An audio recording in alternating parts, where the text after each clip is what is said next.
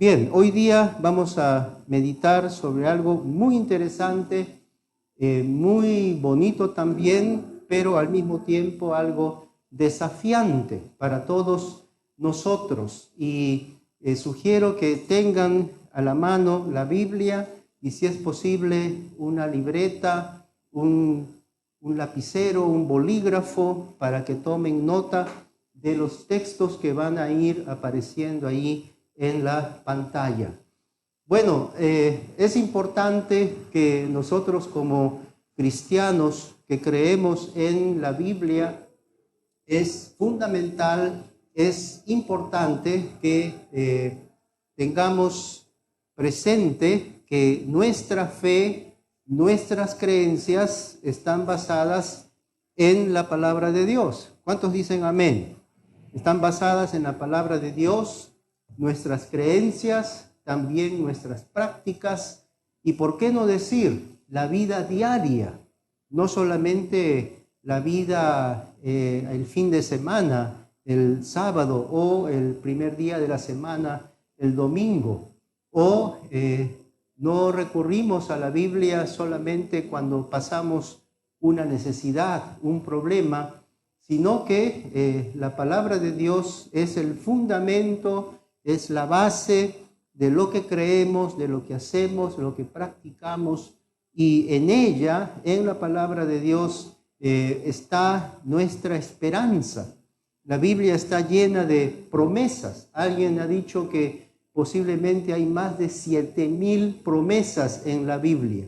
Miren cuánto hay para conocer de la palabra de Dios. Por eso el tema de hoy día es la centralidad de la palabra. Se sobreentiende, de la palabra de Dios, ¿correcto?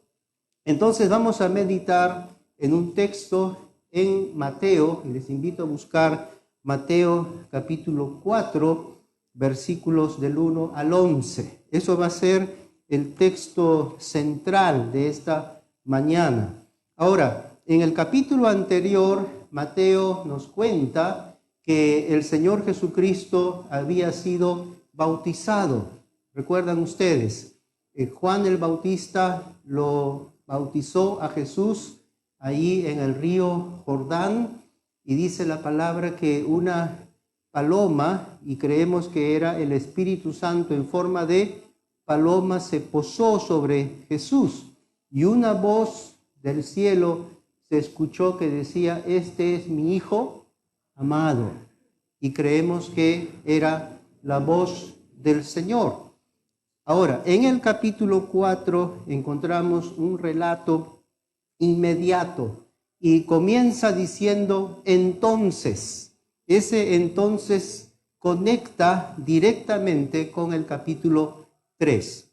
Les menciono que los únicos evangelistas que narran este suceso son Mateo y Lucas. No lo encontramos ni en Marcos ni tampoco en el Evangelio de Juan. Solamente lo podemos encontrar en Mateo y en Lucas.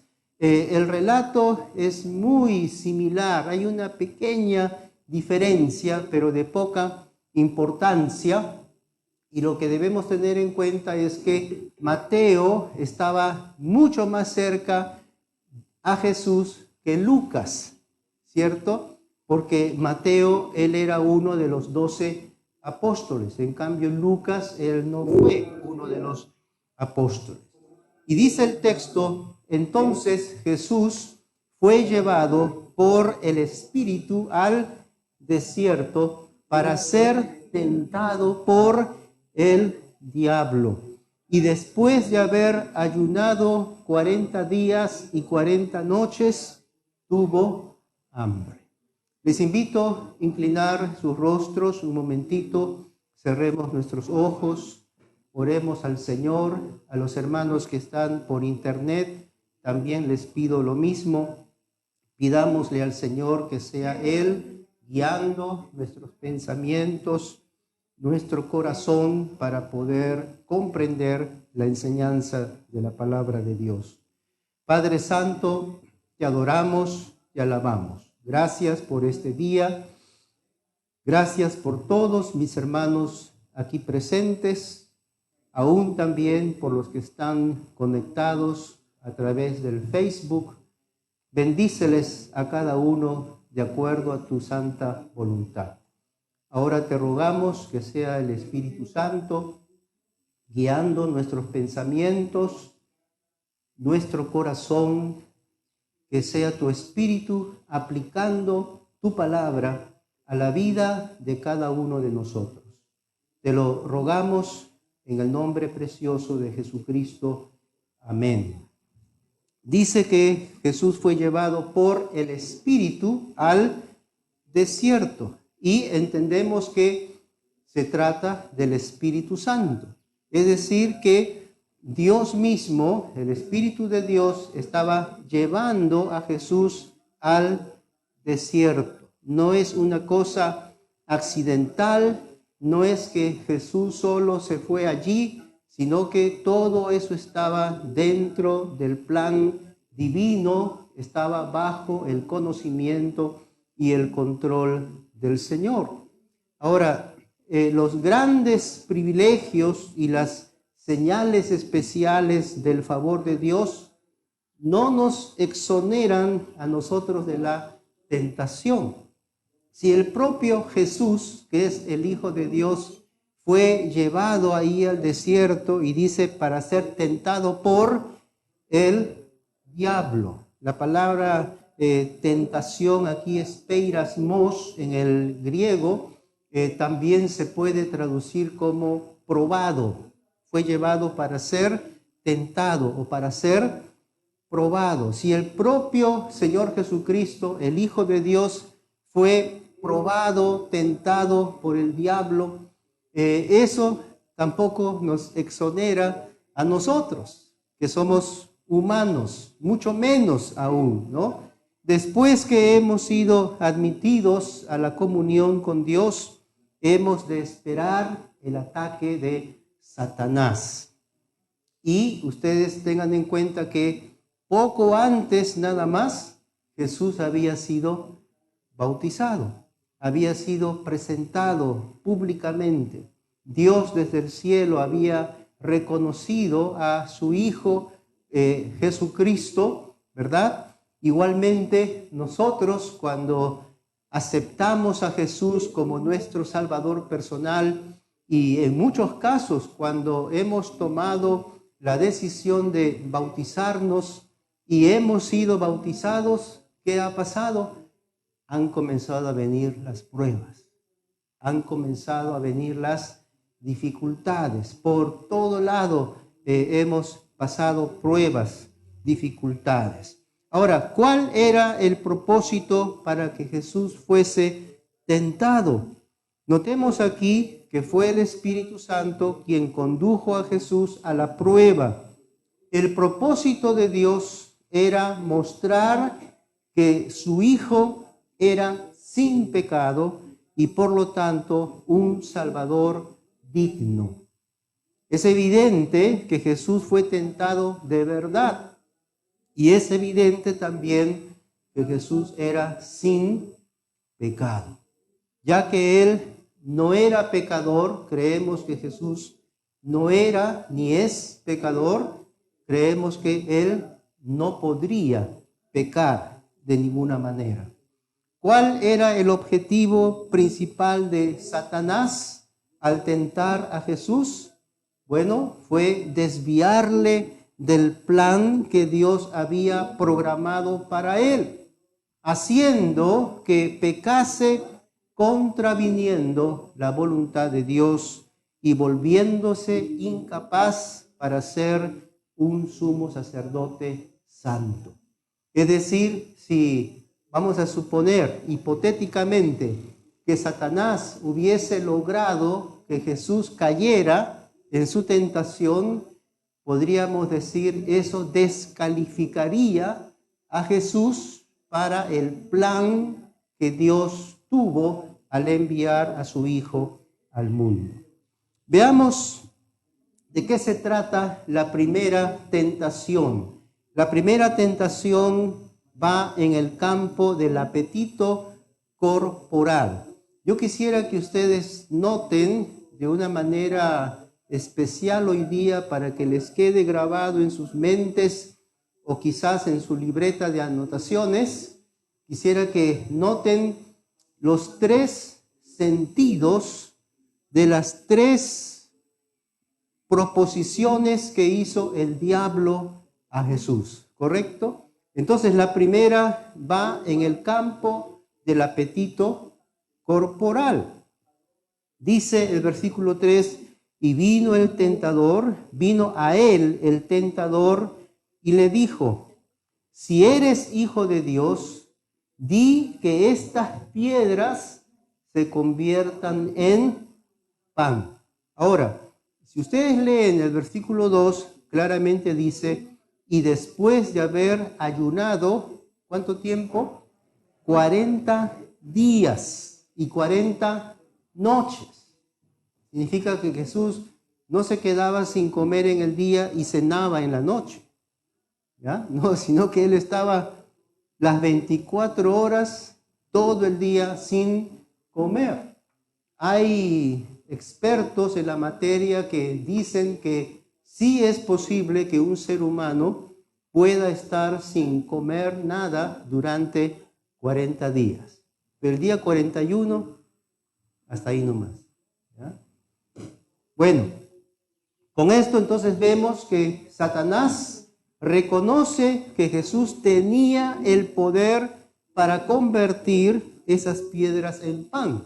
¿Y ustedes qué creen? ¿Tendría ese poder Jesús? ¿Podría hacerlo?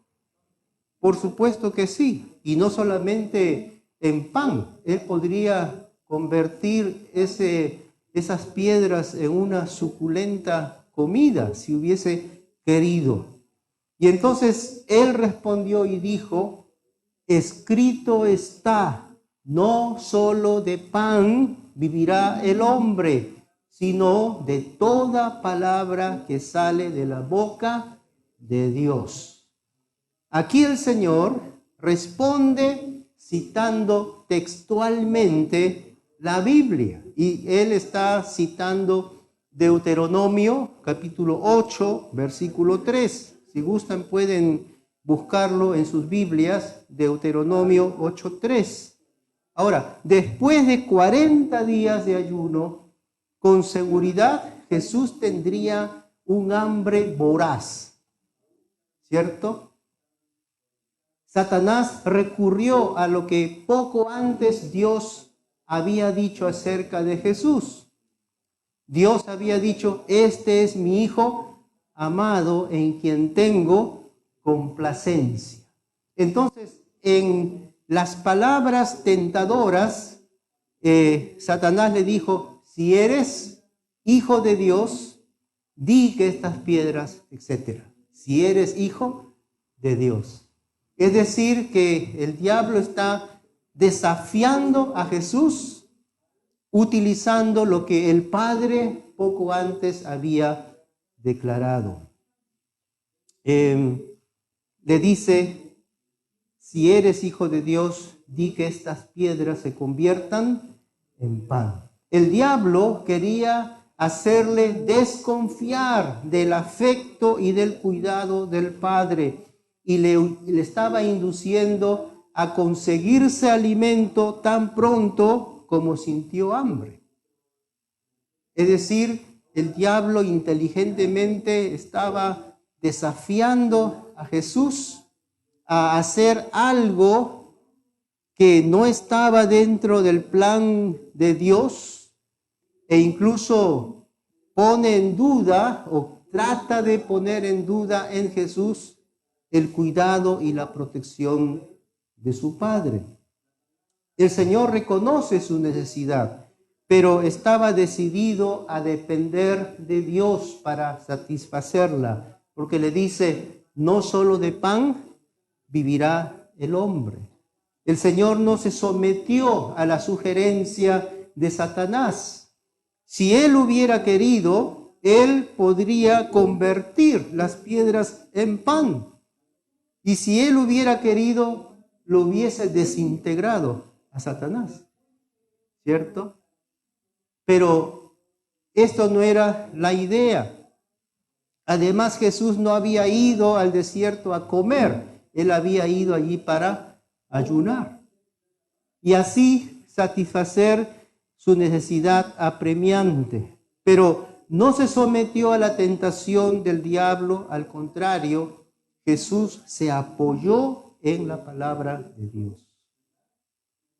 Cuán importante es, amigos y hermanos, que nosotros, los humanos, los creyentes, nos apoyemos en la palabra de Dios y así aprendamos a depender del Señor.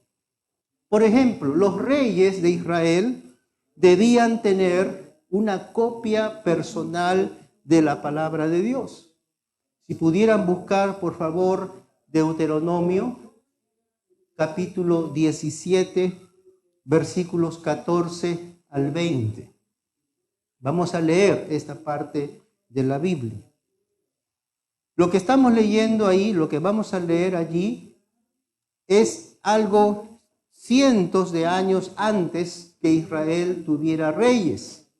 Estamos hablando del Deuteronomio, en la época de Moisés.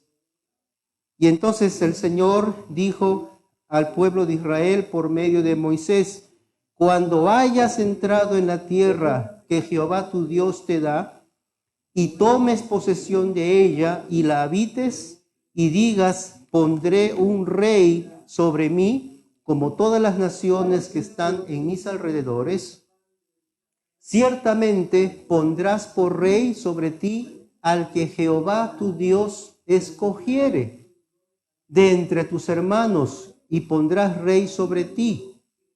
No podrás poner sobre ti a hombre extranjero que no sea tu hermano, pero él no aumentará para sí caballos. Aquí quiero que noten las cosas que no debía tener el rey y las cosas que sí debía tener el rey.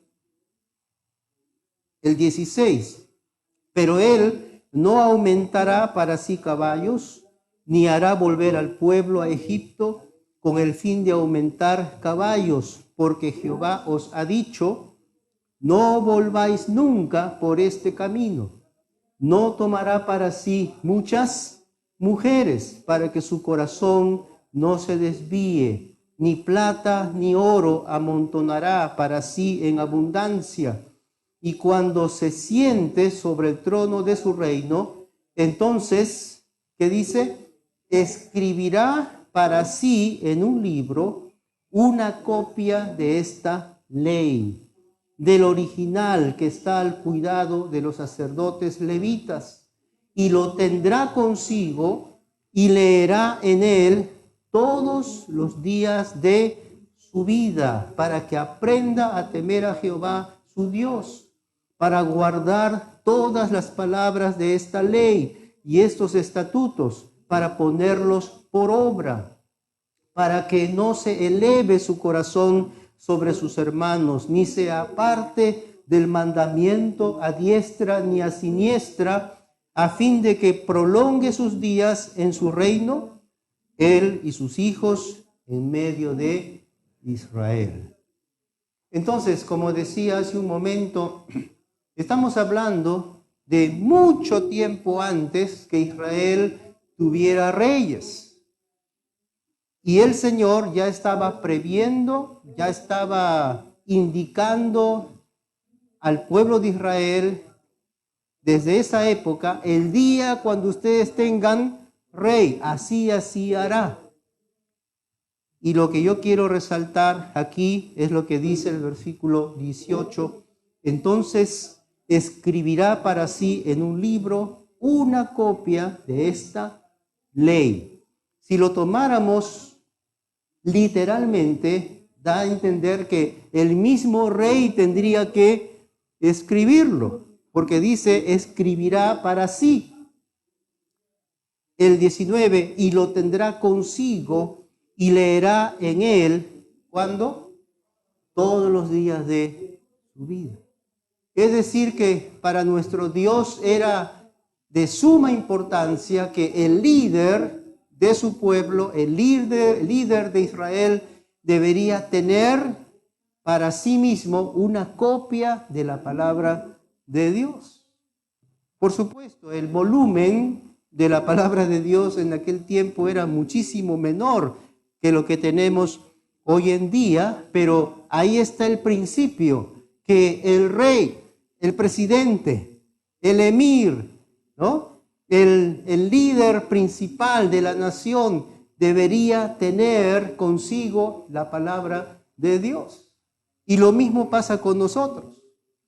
Ahora, yo no les voy a decir a ustedes, escriban toda la Biblia, ¿no? No se me ocurriría, pero es fácil conseguirla en una librería cristiana, es fácil conseguirla en una iglesia, ahora por internet, es fácil conseguirla y tenerla en nuestro celular, etcétera, etcétera. Cuán importante, mis queridos, es que nosotros tengamos para nosotros mismos la palabra de Dios. Pero no solamente consiste en tenerla, sino ¿qué debía hacer el rey con ella? ¿Qué debía hacer? Debía leerla. Cuán importante que tú y yo leamos, reflexionemos, que meditemos en la palabra de Dios. Nosotros no debemos esperar que llegue el domingo y digamos, bueno, el domingo ya me voy a la iglesia y ya Dios me hablará por medio del pastor, ¿no? Pero descanso de lunes a sábado. No es así. En realidad, nuestra responsabilidad como creyentes, como hijos de Dios, es que nosotros mismos busquemos la voz de Dios, que nosotros mismos busquemos la voluntad del Señor en su palabra. Entonces, primer punto, entonces era en el campo del apetito personal. ¿Y Jesús cómo contestó? Escrito está, escrito está. Cuán importante es que nosotros también conozcamos la palabra de Dios para poder contestar o batallar en los momentos de prueba, en los momentos de tentación. El segundo campo en la tentación o la segunda tentación va en el campo de la confianza presuntuosa. Dice el versículo 5, entonces el diablo le llevó a la santa ciudad. Ahora, antes de seguir ahí, quiero preguntar, ¿cuántos diablos hay? ¿Cuántos diablos hay? Uno nada más, ¿cierto? Aunque alguno diría, en mi casa tengo otro, ¿ya? De repente, ¿no? O diablo o diabla, no sé. Pero bíblicamente solamente existe un diablo, ¿ya? Y la Biblia lo llama Satanás, Lucero, Luzbel, ¿no? Belcebú, ¿no? El dragón antiguo, la serpiente antigua, es decir, el diablo, que es Satanás, recibe varios nombres, pero solamente existe uno nada más. Sin embargo, sabemos que aparte del diablo existen miles y probablemente millones de demonios. Entonces no se confunda, el diablo no es lo mismo que los demonios. Cuando hablamos del diablo, Satanás, estamos hablando de un personaje, un ser. Creemos nosotros los cristianos en la Biblia, creemos un ser real, que existe, que piensa, que maquina y que es el enemigo de Dios. Y eso es algo que todo cristiano debe tener en cuenta. Así como creemos que Dios existe, también debemos recordar que el diablo existe. Y por esa razón tenemos que estar preparados a lo que ocurra o lo que pasa a nuestro alrededor. Volvamos al versículo 5. Dice, entonces el diablo le llevó a la santa ciudad. ¿Cuál es la santa ciudad? Jerusalén.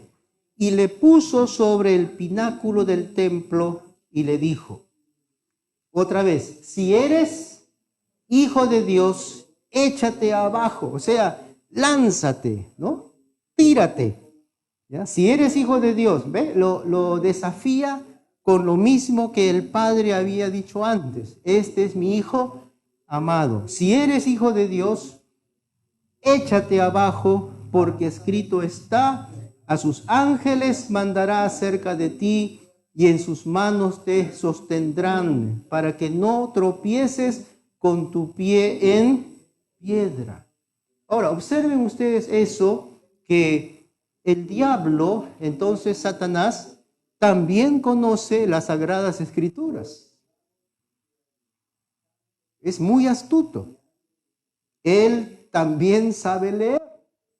Él también conoce la palabra de Dios. Satanás, al ver que Jesús confiaba plenamente en el cuidado del Padre, lo ataca por ahí, induciéndole a que se arroje de lo alto con la misma confianza de que el Padre lo cuidará.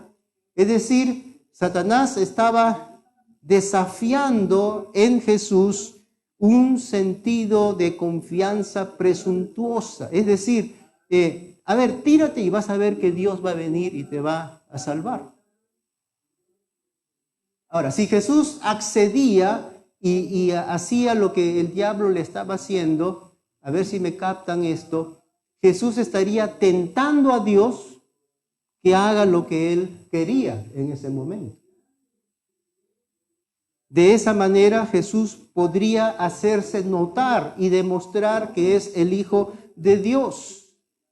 No en la soledad del desierto, sino de una manera pública, ante grandes multitudes. Porque si Jesús desde el pináculo del templo se lanzaba, iba a ser como un espectáculo, ¿se da cuenta? Sería como un show ahí. Pero el Señor de ninguna manera hace caso al diablo. Noten ustedes que el diablo le dice, échate abajo. Satanás no podía empujarlo. ¿Por qué no podía empujarlo? Porque su poder es limitado. Y eso es algo que debemos tener en cuenta.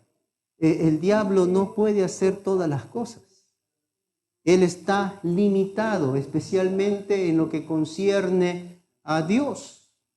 Satanás, al igual que Jesús, como ya dijimos, citó la Biblia, pero en este caso en el Salmo 91, si ustedes van al Salmo 91, versículos 11 y 12, pero en este caso Satanás hábilmente no cita correctamente porque omite una frase del texto bíblico, porque el Salmo dice que te guarden en todos tus caminos. ¿Ya? El diablo le dijo, a sus ángeles mandará cerca de ti y en sus manos te sostendrán. El diablo omitió esa partecita que dice que te guarden en todos tus caminos. Y con esto, ¿qué les quiero demostrar? Que el diablo es muy hábil y puede manipular la palabra de Dios para sus objetivos. El diablo puede manipular la palabra de Dios y puede utilizar a hombres y mujeres para desviarnos de la doctrina correcta. ¿Se da cuenta? Por eso cuando escuchamos predicadores, oradores, y hoy en día a través del internet hay cientos de oradores, predicadores, tenemos que estar atentos, tenemos que estar atentos y comparar si verdaderamente lo que ese hombre o esa mujer está diciendo corresponde con la palabra del Señor. A veces miramos y dijimos, wow, qué tremendo predicador cómo habla, etcétera. Pero cuidado, el diablo es muy hábil y puede tergiversar las enseñanzas de la Biblia. El diablo no solo omitió una parte del versículo, sino que usó el texto como pretexto para inducir a Jesús a tentar a Dios con la presunción del cuidado que Dios tiene de sus hijos. Y eso es una advertencia a nosotros. A veces decimos, bueno, no, Dios me cuida, Dios me va a ayudar, Dios me va a proteger, y nos mandamos y hacemos cosas un poco disparatadas muchas veces, y de esa manera tentamos a Dios. Creemos que Dios está allí para solucionar todos nuestros problemas cuando se nos antoja. Jesús le dijo, versículo 7, ¿qué le dijo? Escrito está también, o sea, lo remató ahí, también, escrito está también, no tentarás al Señor tu Dios. Ahora, en el texto antiguo dice, no tentarás a Jehová tu Dios. Interesante que Jesús dice, no tentarás al Señor tu Dios. ¿Qué significa eso entonces? ¿Quién es Jesús? Jesús es Jehová. No tentarás al Señor tu Dios. Y esto es una cita de Deuteronomio 6:16. Ahora, cuando Esdras, el escriba Esdras y profeta Esdras, llegó a Jerusalén, él leyó al pueblo, él leyó la palabra de Dios. Les invito a buscar Nehemías, capítulo 8, 1 al 12. Hemos leído en el primer punto el pasaje de Deuteronomio. ¿Recuerdan? Que el rey debía tener una copia de la palabra de Dios para sí, para que la leyera, para que la meditara. Ahora vemos que cuando Esdras llegó a Jerusalén, él había estado en Babilonia. Ustedes recuerdan que los judíos, el pueblo de Judá, ellos fueron llevados cautivos a Babilonia. Ahí estuvieron por espacio de 70 años. Cuando Ciro, el rey persa, vence a los babilonios, la situación mejoró para los israelitas, para los judíos, y ellos comenzaron a volver a su tierra. Hay un libro que se llama Esdras que nos cuenta ciertos detalles, pero aquí en Nehemías, en el capítulo 8, dice, y se juntó todo el pueblo como un solo hombre en la plaza que está delante de la puerta de las aguas.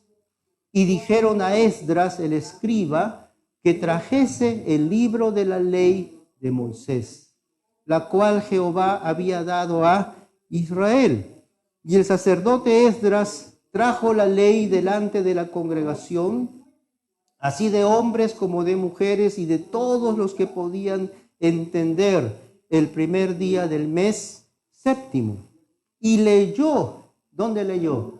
En el libro. Y leyó en el libro delante de la plaza que está delante de la puerta de las aguas, desde el alba hasta el mediodía, en presencia de hombres y mujeres y de todos los que podían entender, y los oídos de todo el pueblo, ¿cómo estaban? Estaban atentos al libro de la ley. Cuando dice todos los que podían entender, yo entiendo jóvenes, adolescentes, hasta niños estaban allí escuchando la palabra de Dios. Y observen, dice, desde el alba hasta el mediodía. Y el escriba Esdras estaba sobre un púlpito de madera que habían hecho para ello, y junto a él estaban, etc. Versículo 5. Abrió pues Esdras el libro a ojos de todo el pueblo, porque estaba más alto que todo el pueblo, y cuando lo abrió, ¿qué dice? Todo el pueblo estuvo atento. Bendijo entonces Esdras a Jehová, Dios grande, Y todo el pueblo respondió. ¿Qué decían? Amén, amén. Eran evangélicos, ¿no? ¿Ya? Amén, amén, alzando sus manos, y se humillaron y adoraron a Jehová, inclinados a tierra. Es decir, que el mero hecho de ver la palabra de Dios hizo que esta gente tuviera ganas de adorar al Señor. Qué cosa tan tremenda. Y entonces dice, y se humillaron y adoraron a Jehová, inclinados a tierra, y los levitas, Jesúa, Bani, Serebías, Jamín, Acub, Sabetai, Odías, Maasías, Kelita, Azarías, Josabet, Anán y Pelaía, ¿qué hacían? Entender al pueblo la ley. Entonces, mis queridos, no se trata solamente de leer. Debemos leer la palabra de Dios, pero también debemos entender la palabra de Dios. ¿Ya? ¿Y ya leíste tu Biblia? Sí. ¿Qué has leído? Segunda de Crónicas 15. ¿Y qué has entendido? Nada. Pero ya cumplí. Y así no nos pasa a veces, que hacemos el devocional y todo, apurados ahí porque ya tenemos que irnos a algún sitio, tomamos nuestra taza de café y nos vamos, pero no hemos entendido, no hemos reflexionado. Hermanos, en realidad no vale la pena solamente leer por leer. Debemos leer la Biblia, pero debemos comprender lo que dice. ¿Cuántos dicen amén? Hay que comprender, hay que entender. No solamente hay que leer para con un check ese cuadradito que ya leí el texto, ya leí el capítulo, ya cumplí. No, hay que leer y entender y, si es posible, reflexionar. ¿Qué me quiere decir ese texto a mí en la palabra de Dios? Por esa razón, los pastores, los predicadores, los maestros de Biblia, debemos esforzarnos al máximo de hacer entender a los que nos escuchan. Debemos hacerles entender qué dice la palabra de Dios. No lo que digo yo, sino lo que dice, lo que enseña la palabra de Dios. Amén. Dice, hacían entender al pueblo la ley. Y el pueblo estaba, ¿cómo estaban? Mirando su celular, ¿no? Chateando ahí en el teléfono. No, ¿qué dice el texto? Dice, y el pueblo estaba atento en su lugar. Ahí tranquilos, estaban atentos.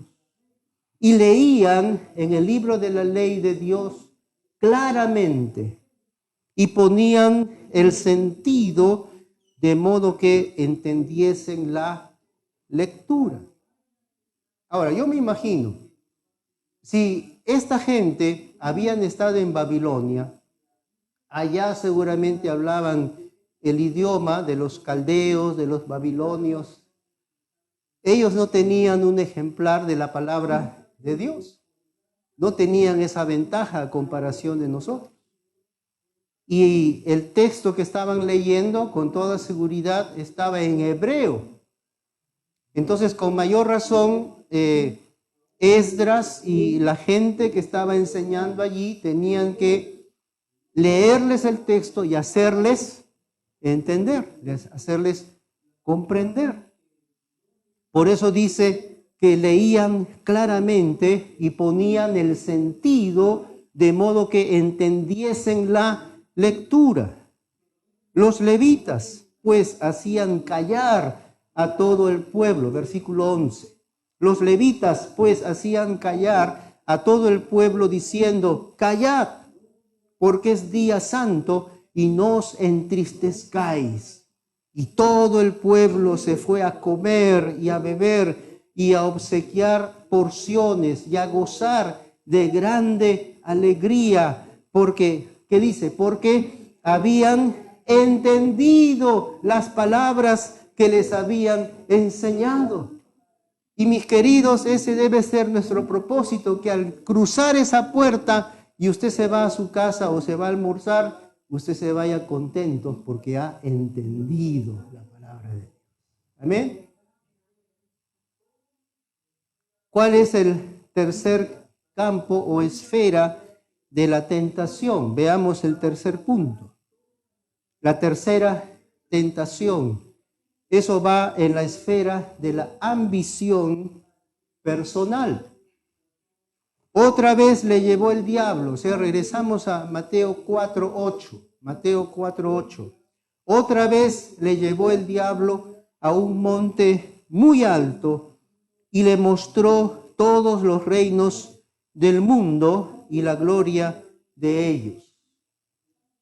Lo más probable es que el diablo utilizaba visiones, imaginaciones, porque no es que lo llevaba físicamente hasta un monte muy alto, porque ellos ¿dónde estaban en este momento? En el desierto. Le llevó seguramente usando magia, utilizando, no sabemos exactamente, pero alguna artimaña ahí utilizó el diablo para transportar mentalmente a Jesús, y dice, le llevó el diablo a un monte muy alto y le mostró todos los reinos del mundo y la gloria de ellos. Es decir, la prosperidad, el avance de esos reinos. Y le dijo, miren qué sinvergüenza el diablo. ¿Qué le dijo? Todo esto te daré si postrado me adorares. Satanás tuvo la desfachatez, la osadía de ofrecerle al Hijo de Dios los reinos del mundo. Satanás le muestra a Jesús todos los reinos del mundo como si Jesús no conociera todo lo que hay en el mundo y en el universo. Satanás quería persuadir al Señor que los recibiera de su mano. Todo esto te daré, en vez de recibirlos de las manos del Padre. Esto nos enseña, hermanos, que nunca debemos aspirar a obtener de manos del diablo lo que Dios nos ha prometido. Y voy a tocar puntos claves.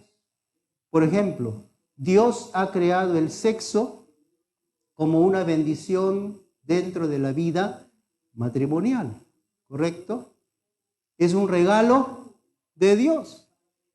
No debemos adelantarnos y no debemos buscar por nuestros propios medios adelantarnos a algo que Dios nos regala para su debido momento. ¿Se da cuenta? Si nos adelantamos, entonces estamos cayendo en el juego del diablo. Igualmente, si nosotros necesitamos cosas para la casa, etcétera, creo que con el trabajo, con el esfuerzo honrado, podremos obtenerlas, podremos tenerlas. Pero si robamos, si hurtamos, si utilizamos medios ilegítimos, entonces nos estamos adelantando a algo que Dios podría darnos. El diablo estaba ofreciéndole por adelantado a Jesús algo que él, por derecho propio, le correspondía. ¿Se da cuenta? Observen la vergonzosa condición que le propone. Le dice, si postrado me adorares. Y eso es lo que el diablo quería.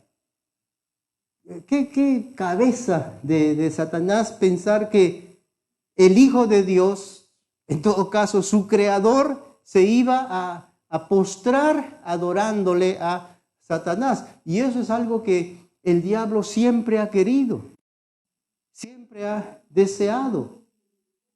Yo recuerdo en los años 80, los años 90, habían grupos de rock famosísimos que estaban utilizando la música subliminal.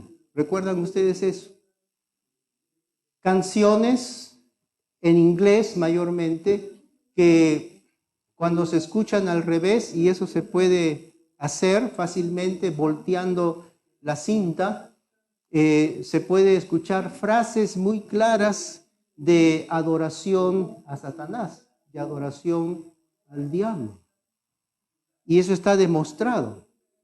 Después se supo que algunos cantantes en español también estaban haciendo lo mismo. Hoy mismo hay sectas, hay grupos donde abiertamente ellos adoran a Satanás, adoran al diablo. Y eso es algo que él siempre ha querido, es algo que él siempre ha buscado. Y como dijimos, tuvo la desfachatez de todavía pedirle al mismo Hijo de Dios que le adorara. Entonces Jesús le dijo, versículo 10, Jesús le dijo, vete, Satanás. ¿Porque qué? Escrito está, porque escrito está, al Señor tu Dios adorarás y a Él solo servirás. Con estas palabras Jesús reconocía su posición como Hijo de Dios y como el Señor. Dice, al Señor tu Dios adorarás y a Él solo servirás. Una vez más, Jesús responde citando la palabra de Dios. En las dos primeras ocasiones, el Señor soportó la tentación.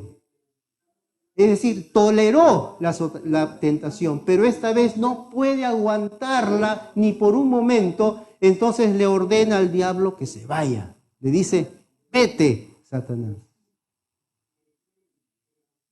Mosha y yo, en el año 97, tuvimos la bendición de ir a Alemania. La primera vez que fuimos, y un amigo nos llevó a Eisenach, que es un pueblito donde está un castillo bien arriba en la montaña que se conoce como el Wartburg. Ahí en el Wartburg estuvo escondido Martín Lutero por espacio de un año. Tuvimos la bendición de recorrer todo el castillo e inclusive llegamos al dormitorio donde estuvo oculto, donde estuvo escondido Martín Lutero por el espacio de un año.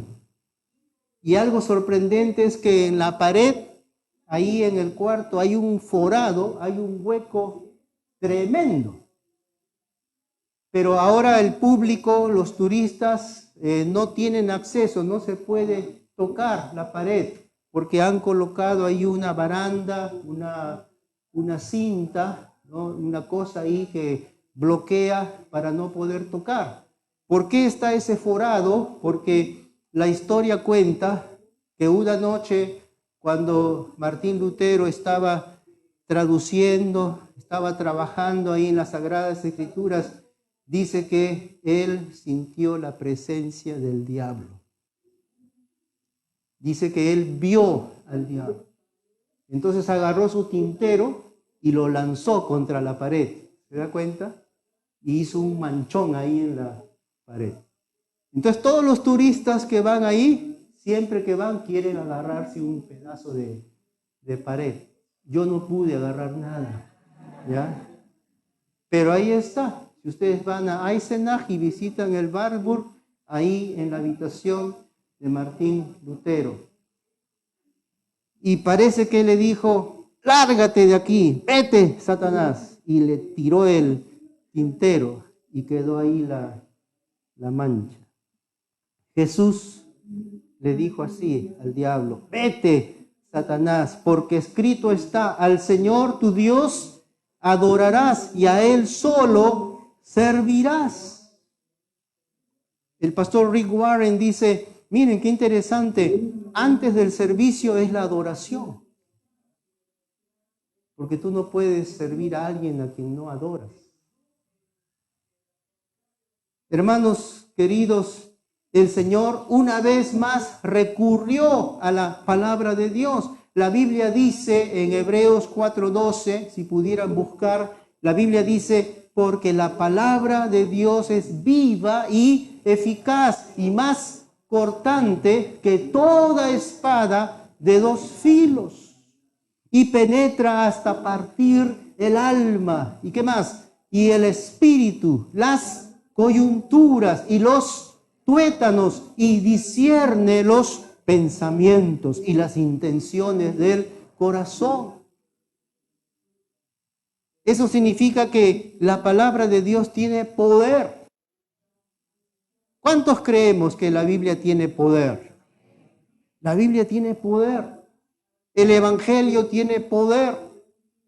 Dice que es más cortante que toda espada de dos filos y penetra hasta partir el alma y el espíritu. Cuán importante es, mis queridos, que nosotros estemos aferrados, que estemos constantes a la palabra de Dios.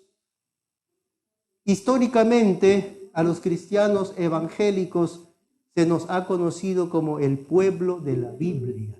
¿Qué le parece? El pueblo de la Biblia. No el pueblo del fútbol. No es el pueblo de la moda, sino el pueblo de la Biblia. Yo quisiera que cada uno de ustedes sea un hombre y una mujer de la Biblia.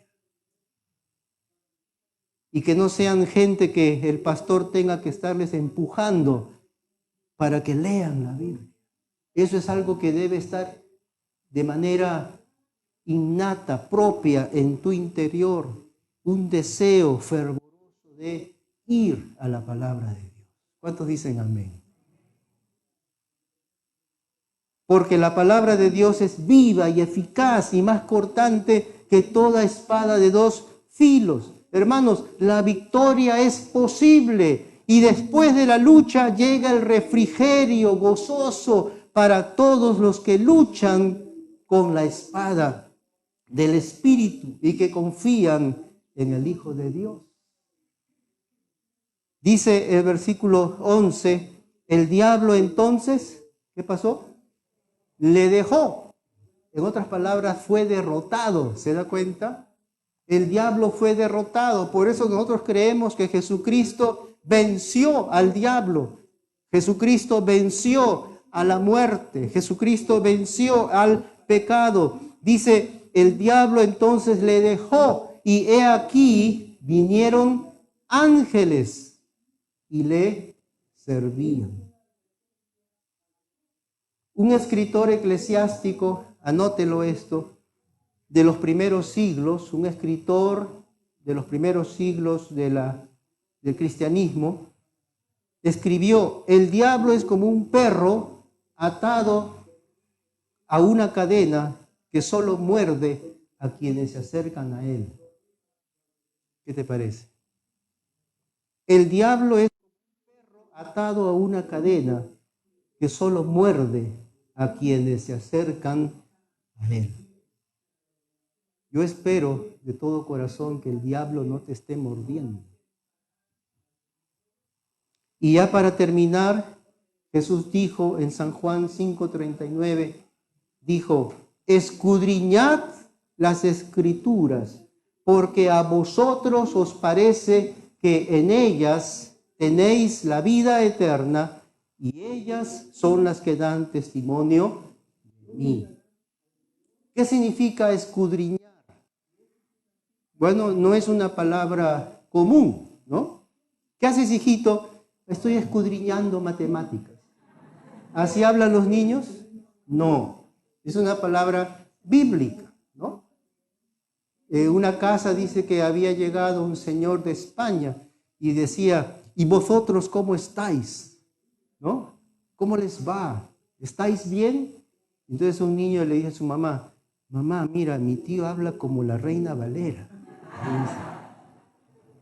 Al estilo Reina Valera. Bueno, la Biblia que leemos fue revisada en 1960. Ya han pasado 62 años que tenemos la Reina Valera y no está mal. Pero Jesús dijo escudriñar. Ahora, algunos dicen que escudriñar es sinónimo de escarbar hasta encontrar. ¿Qué les parece? Entonces el mandato de Jesús es que debemos escarbar en su palabra, que debemos meternos ahí en la palabra de Dios, zambuirnos en la palabra de Dios hasta encontrar, hasta comprender, hasta entender. ¿Se da cuenta? Cuán importante es que tú y yo entendamos la palabra de Dios. Escudriñad las Escrituras porque a vosotros os parece que en ellas tenéis ¿qué? La vida eterna. Y ellas, o sea, las Escrituras, son las que dan testimonio de mí. Estamos ya, hemos pasado la mitad del año, ya estamos en agosto, pero todavía tienes la oportunidad de hacer un compromiso con Dios. Yo quiero desafiarte de manera personal. No estoy hablando en grupo, sino a ti, a Daniel, a Zulitza, a Lilian, a Jorge, a Nelly, a cada uno. ¿Entiendes? Quiero desafiarte que tú digas delante del Señor, Señor, a partir de hoy voy a empezar a leer más la Biblia. Nada más. Voy a empezar a leer más la Biblia. Ah, pastor, usted no me mencionó a mí. Bueno, no tengo que mencionar a todos. ¿Ya? Me salvé, ¿eh? Todavía no estoy sordo. Y a ustedes que están en Facebook, igual, ustedes no se escapan por si acaso, ¿ya? Pero yo quiero desafiarle a cada uno de ustedes, a Vicky que me está mirando, a Bruno también, a Francisco que está ahí atrás, ¿ya? A partir de hoy día, Señor Jesús, voy a empezar a leer más la Biblia, ¿ya? No es que mi esposo me lea, no se trata de eso, ¿ya? Sino cada uno de nosotros. Y los que están de paso también, ¿eh? No solo los que están de visita, ¿ya? Todos. Voy a leer más la Biblia. Voy a tratar de entenderla cada día más. Y hermanos míos, que no haya pretexto. Uy, no entiendo ese lenguaje, ¿no? Reina Valera. No. Entonces, búscate otra traducción, búscate otra versión. Ahora por internet, ¿no? Qué bien saben manejar Facebook. ¿Qué más saben manejar? Instagram y todo, y no saben manejar la Biblia, ¿no? Entonces, métase ahí. No entiendo en la Reina Valera, leo la nueva versión, leo Dios habla hoy, ¿no? Pero es un asunto de que cada uno tenemos que entender, ¿correcto? Entonces yo quisiera que ahí ustedes inclinen sus cabezas y díganle así al Señor, Señor, no puede ser que el diablo haya tentado a tu Hijo. Qué desfachatez del diablo, pero qué valor y qué sabiduría de Jesús, que supo defenderse y supo vencer al diablo con tu palabra, Señor. Yo quiero ser como Jesús. Yo también quiero conocer la palabra de Dios. Yo quiero ser un hombre o una mujer de la Biblia. Un hombre o una mujer de Dios quiero ser yo. Yo mismo. Ya no voy a esperar que me lean, ya no voy a esperar que me digan. Yo mismo voy a buscar. Yo mismo voy a querer. Yo mismo voy a elegir un momento durante el día para abrir tu palabra. 15 minutos o media hora, pero lo voy a hacer, Señor. Entonces, sin más preámbulos, si usted ha tomado esa decisión, venga aquí adelante. Venga aquí adelante. No tenga vergüenza y dígale, Señor, yo voy a leer más la Biblia. ¿Quién será el primero en venir? A ver. No es ningún espectáculo, no es ningún show. Es un compromiso que tú y yo hacemos. Yo soy el primero en hacer ese compromiso. Voy a dejar de perder mi tiempo leyendo, mirando, haciendo otras cosas que me quiten la posibilidad de leer la palabra de Dios. ¿Alguien más? No seas duro al llamado de Dios. Es algo tan sencillo que hasta un niño lo puede hacer. No es cosa del otro mundo abrir la Biblia y leer sus hermosas palabras y meditar en ellas. Es para nuestro bien. No hay que tomarlo como una carga o como un castigo. Al contrario, debe ser un deleite para el creyente aproximarse o buscar en la palabra de Dios. Padre Santo, gracias te damos, Señor, por tu palabra, por la historia, por los ejemplos. Gracias por la vida de tu Hijo, el Señor Jesucristo, por su ejemplo para cada uno de nosotros. Nosotros que somos pecadores y que al contrario de Jesús estamos más propensos a caer en la tentación, en la prueba. Señor, danos la fortaleza espiritual, emocional, anímica para buscarte cada día. Que apreciemos de manera personal tu palabra, Señor. Que sea ella la que nos sustente, la que nos instruya, la que nos corrija, la que nos enseñe para buscarte a ti cada día de nuestras vidas. Bendice a mis hermanos aquí adelante. Bendice a toda nuestra iglesia, a todos los hermanos que han quedado en sus asientos. Tú conoces sus corazones. Señor, que cada uno tengamos ese propósito, ese compromiso contigo de buscarte a través de tu santa palabra. Gracias, Señor. Todo esto te suplicamos en el bendito nombre de tu Hijo Jesús. Amén.